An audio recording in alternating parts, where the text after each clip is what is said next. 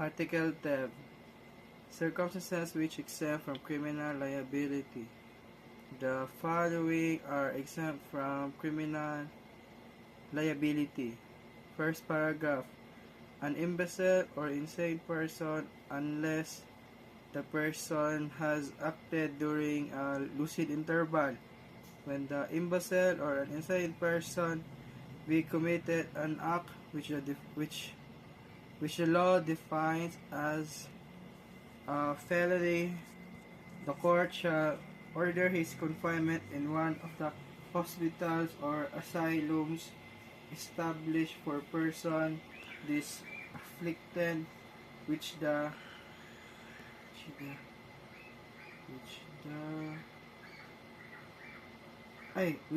he shall establish, or which he shall not be permitted to live without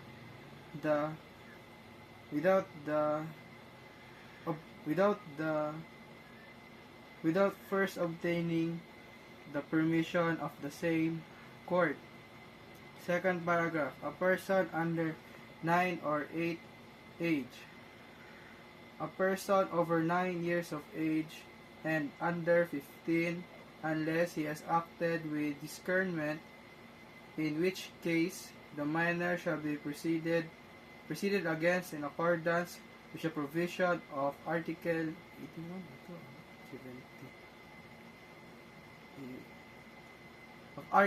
80 of this code. When such minor is adjudged to criminality, irresponsibility, the court, in conformity with the provision of this in the preceding paragraph, shall commit him to the care and custody of his family, who shall be charged with his surveillance and education.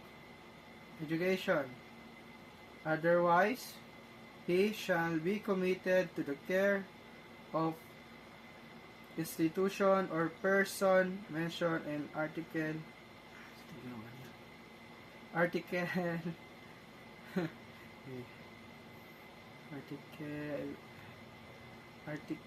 80. Paragraph 4.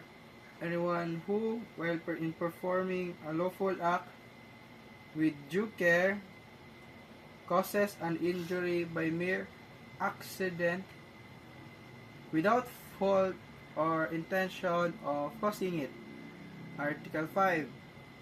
Any person who acts under the compulsion of irresistible force. Any person who acts under the impulse of an uncontrollable fear of an equal or bigger injury.